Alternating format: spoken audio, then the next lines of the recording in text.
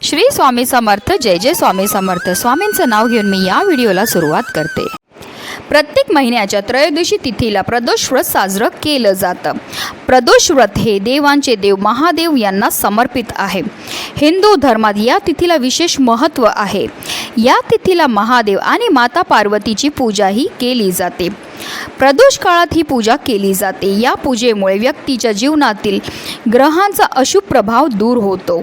तसेच व्यक्तीच्या सर्व मनोकामनासुद्धा पूर्ण होतात. त्याच्या जीवनात सुख समृद्धी नांदते.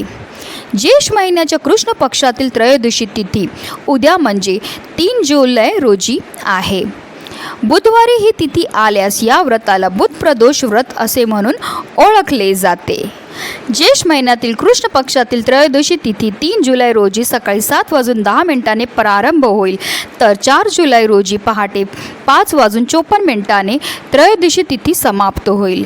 शिवपूजेसाठी प्रदोष काळ महत्त्वाचा असतो. त्यामुळे प्रदोष व्रत हे बुधवारी साजरं केलं जाणार आहे. या तिथीला जर आपण काही विशेष उपाय केले तर त्यामुळे आपल्या आयुष्यामध्ये असणारे सर्व दुःख, सर्व संकट, सर्व विघ्न साक्षात महादेव दूर करतात.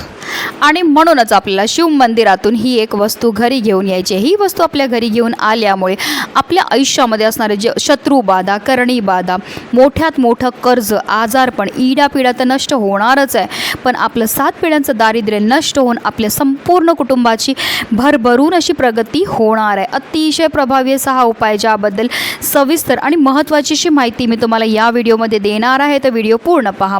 आणि जर तुम्ही माझ्या चॅनलवर नवीन असतील तर चॅनलला सबस्क्राईब करा आणि शेजारी बेल आयकॉनसुद्धा प्रेस करा, जेणेकरून तुम्हाला माझ्या नवनवीन व्हिडिओचं नोटिफिकेशन हे मिळत राहील आणि तुम्ही एक पण व्हिडिओ मिस करणार नाही. प्रदोष व्रत हे महादेवांना अतिशय प्रिय आहे. बुध प्रदोष व्रत केल्याने भक्तांच्या सर्व मनोकामना तर पूर्ण होतात, पण आपल्या कुंडलीतला बुध ग्रह हा बलवान होतो. बुध प्रदोष व्रताला गणेशाच्या पूजेला सुद्धा विशेष महत्त्व हे दिलं जातं. हे व्रत केल्याने भक्तांना सुख व सौभाग्याची प्राप्ती होते. हा उपाय आपल्याला कधी करायचा, तर हा उपाय आपल्याला प्रदोष काळामध्ये करायचा, कारण प्रदोष काळ ही महादेवांना अतिशय प्रिय अशी वेळ आहे. आणि जर या वेळेमध्ये आपण काही विशेष उपाय केले किंवा काही सेवा केल्या तर त्यामुळे महादेव आपल्यावर फारच लवकर प्रसन्न होतात. प्रदोष काळ म्हणजे सूर्यास्ताच्या 1.5 तास अगोदर आणि 1.5 तास नंतरची जी वेळ असते, ह्या वेळेला प्रदोष काळ म्हटला जातो.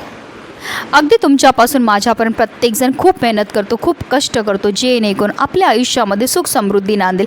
पण बऱ्याचदा काय होतं ना, आपल्यामध्ये काही दोष असतात की आपल्या घरामध्ये काही दोष असतात, त्यामुळे सुद्धा आपल्याला कोणत्याही क्षेत्रामध्ये यश हे मिळत नाही. पण मेहनत तर करतो, कष्ट तर करतो, पण आपल्या कष्टाला, आपल्या नशिबाची साथ ही मिळत नाही. आपल्या घरी पैसा तरी येतो, पण आलेला पैसा आपल्या घरामध्ये टिकून राहत नाही.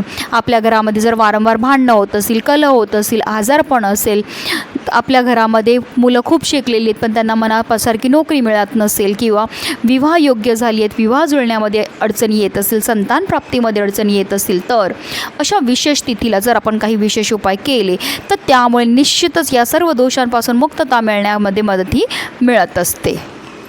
तर आपल्याला प्रदोष काळामध्ये महादेवांच्या मंदिरामध्ये जायचं आहे. मंदिरामध्ये जाताना आपल्याला 1 लोटा जल जे आहे ते घेऊन जायचं. त्या पाण्यामध्ये आपल्याला थोडेसे काळे तिळसुद्धा टाकायचे आहेत, कारण शिवपुराणामध्ये असं सांगितलेलं आहे की महादेवांना तुम्ही फक्त 1 लोटा जल जरी अर्पण केलं तरीसुद्धा महादेव तुमच्या सर्व मनोकामना ह्या पूर्ण करतील. आता हे जल आपण महादेवांच्या मंदिरामध्ये घेऊन गेल्यावर आपल्याला आपलं तोंड जे आहे ते उत्तर दिशेला होईल, म्हणजे जलाधारीच्या दिशेने आपल्याला तोंड करून उभं राहायचं आहे. आणि हे जल एक धारेने आपल्याला महादेवांच्या शिवलिंगावर अर्पण करायचं. अर्पण करताना तुम्हाला निरंतर श्री शिवाय नमस्तुभ्यम या मंत्राचा जप करत करत हे संपूर्ण जल जे आहे ते आपल्याला अर्पण करायचं आहे.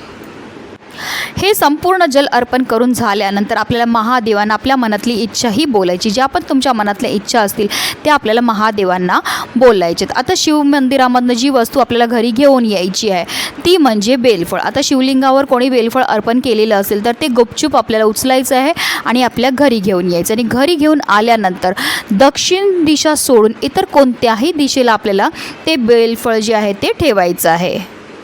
असं म्हटलं जातं की पृथ्वीवरील प्रत्येक शिवलिंगामध्ये प्रदोष काळामध्ये साक्षात महादेवांचा वास असतो. आणि जर हे बेलफळ आपण शिवलिंगावरनं उचलून आपल्या घरी घेऊन आले तर त्या बेलफळामध्ये सुद्धा अत्यंत प्रमाणामध्ये सकारात्मक ऊर्जा असते आणि ही ऊर्जा आपल्या घरामध्ये आणल्यामुळे आपल्या घरामध्ये असणारी जेवढी पण नकारात्मकता, इडापिडा, वाईट शक्तींचा प्रभाव असेल, अलक्ष्मी असेल, ती आपल्या घरातनं काढता पाय करून निघून जाते.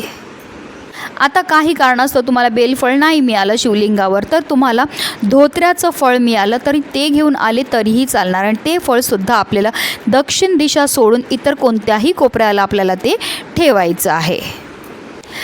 धोत्र्याचं फळ किंवा बेलाचं फळ ह्या दोन्ही फळं जी आहेत ती महादेवांना अतिशय प्रिय आहेत. आणि ह्या वस्तू जर आपण आपल्या घरी घेऊन आले तर आपल्या घरामध्ये असणारी जेवढी पण नकारात्मकता आहेत, दोष आहेत, दारिद्र्य, इडापिडा ते दूर करण्याकरता हे अतिशय प्रभावी मानलं जातं. वाईट शक्तींचा नाश करणारं म्हणून ह्या फळांना मानलं जातं. कारण जेव्हा महादेवांनी विषाचं प्राशन केलं होतं त्यावेळेस महादेवांच्या शरीराचं तापमान वाढू लागलं, ज्यामुळे संपूर्ण विश्वाचं तापमान हे वाढायला लागलं. आणि त्यावेळेस देवतांनी महादेवांच्या डोक्यावर धोत्र्याचं फळ हे अर्पण केलं आणि त्यामुळे महादेवांच्या शरीराचं तापमान हा कमी होऊ लागला. तेव्हापासून ही प्रथा जी आहे ती सुरू झाली.